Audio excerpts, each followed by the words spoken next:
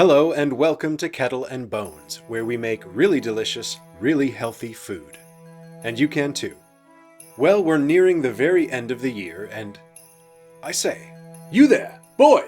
What day is it today? Today, sir? What? It's Christmas Day.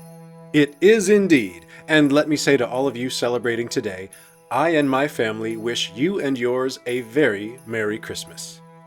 And to all our friends around the globe, near and far, we wish the very happiest of holidays, whatever it is that brings you close and gives you cause to make merry and feel joyful. So today, in celebration of this most magical time of the year, we're jumping right into a delicious, delightfully Dickensian dish that you can make from scratch or that can help you give purpose to some of those Christmas dinner leftovers. We're making magical meat pies. Let's get cooking. We begin, as all great Christmas stories do, with a bowl. That bowl will give refuge to a few cups of almond flour, about half a cup of coconut flour, about 2 parts sesame seeds to 1 part flax seeds. Total amount of seeds is probably about 1 cup. Roughly a tablespoon of psyllium husk powder, and to help things stay together, some xanthan gum. For this quantity of dry ingredients, I'm adding about a teaspoon. Let's mix our dry ingredients. There we go. To that, I'm adding 1 whole stick of butter cut into cubes. I literally just cut a whole stick of butter into sticks lengthwise and then cut those sticks into cubes. Now we're adding 4 eggs. Eggs will help to bind this together as well. By the way, if you're experiencing some mild déjà vu right now, that's because this is really similar to the crust we made for our almond flour quiche in Series 1, Episode 7. I'm using a little more egg and butter today, but it's pretty close. Let's mix this all together.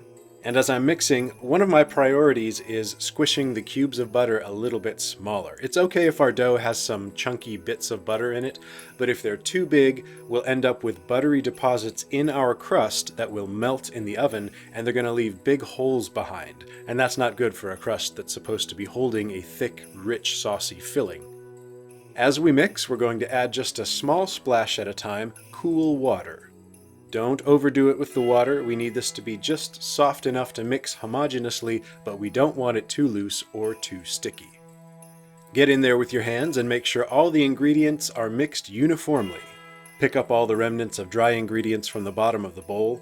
And when this is a firm, doughy ball, let's cover that with a clean towel and set it aside for about 15 minutes while we prep our cooking tray. The absolute easiest way to avoid sticking is by using parchment paper. Or, I guess you could use cupcake wrappers that fit your pan. I haven't tried those, but they're basically the same thing. I'm essentially making cupcake wrappers out of this by cutting my parchment paper into 6 equal-sized pieces. My baking tray has 6 compartments. Into these compartments, we're going to mold each piece of parchment paper like so. As you can see, they don't really stay in there without something inside them weighing them down, so that's exactly what we're going to do next. Our dough ball is well rested. The moisture has had time to permeate throughout. It's a little sticky to the touch. That's probably due to the xanthan gum. So to make it easier for us to work with this, let's add some oil to a bowl. I'm using olive oil. And this will help keep the dough from sticking to our hands. I'm pinching about a golf ball sized amount of dough to fit the cups of my baking tray.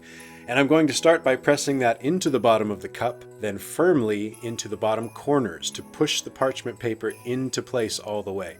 And then I'm pressing against the sides of the cup gently to form the walls of the pie crust.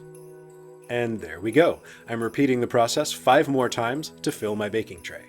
A couple things to keep in mind as you do this. When you pick up your pinch of dough, before you shape it in your tray, it's a good opportunity to roll it around in your hands for a minute and work out any of those larger chunks of butter that might remain.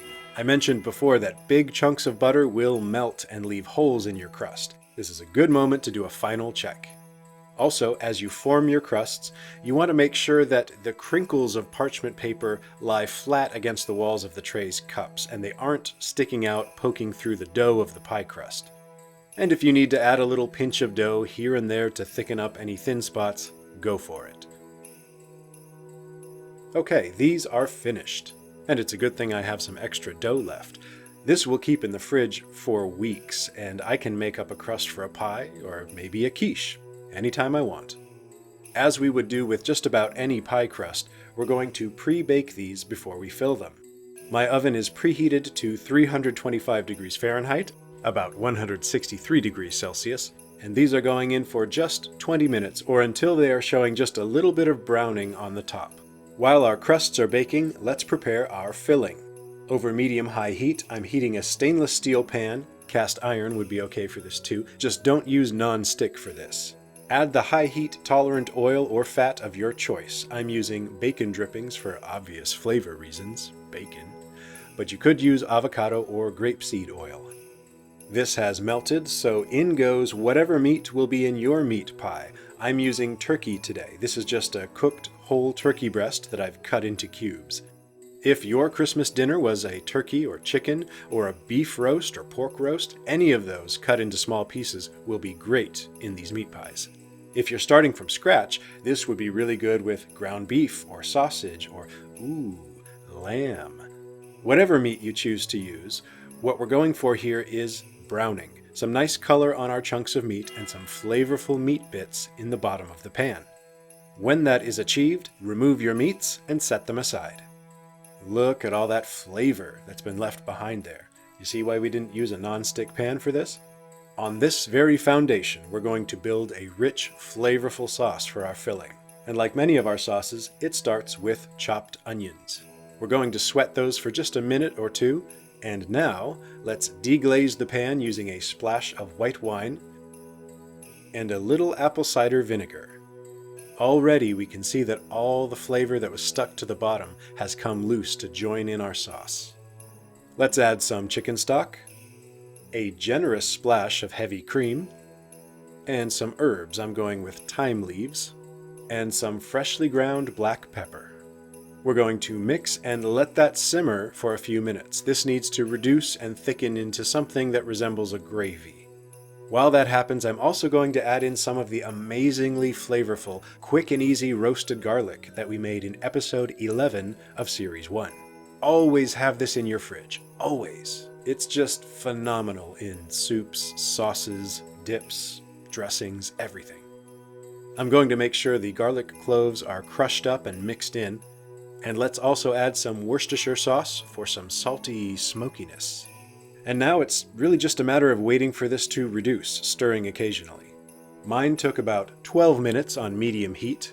This has thickened to the point where I can draw little trails in it, and it will lightly coat the back of my spoon. So let's have a taste. That's excellent. Not overpoweringly flavorful, which is good because we have some more things to add that will bring flavors of their own. In go some chopped celery and carrots, along with some peas. That's going to give this a nice sort of a pot pie vibe. On that note, I'm adding some mushrooms because I like mushrooms. And at this point, we can now add our turkey pieces back in as well. Stir everything together. We want every last little bit of meat and veggies coated in this sauce. Finally, as we usually do to thicken and enrich this sort of thing, we're tossing in some very cold butter. This piece came straight out of the freezer. Finally, I'm going to toss in some fresh parsley and give this one last thorough mix. And I'm putting this to the side, although hopefully not for long, because our little crusts are... they are ready. These are actually perfect. See how they're just slightly brown around the very edges? We really don't want them to be too much darker than this. If you overcook and burn almond flour, it takes on this bitter flavor that's pretty unappealing. So if you're not sure, err on the side of undercooking these.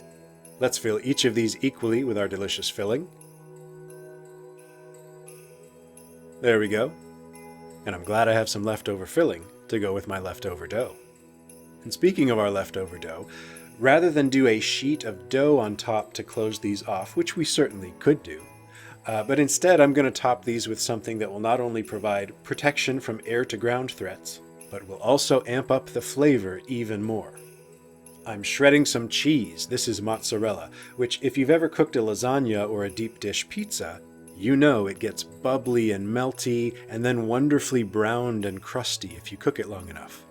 I'm blending that with some Parmigiano Reggiano for its flavor, and also because, like mozzarella, Parmesan can melt into a fairly firm, even crunchy layer of cheese as well. Each of our pies gets a generous topping of our cheese blend, and I'm glad I have some leftover cheese to go with my leftover filling and my leftover dough.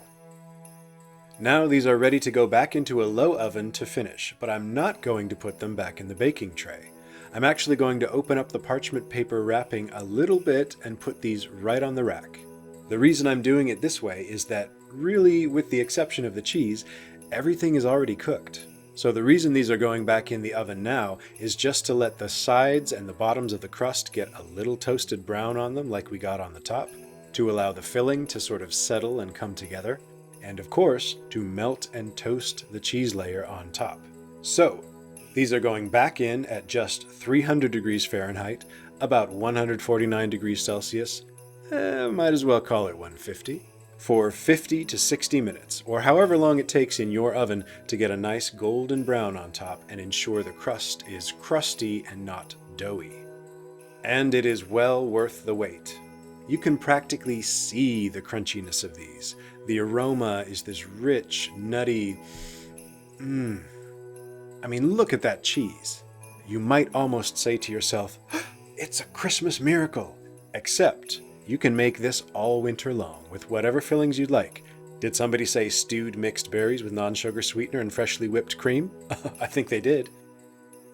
I know you're going to want to bite into one of these right now, but you need to let them rest and cool just a little bit to let the filling firm up.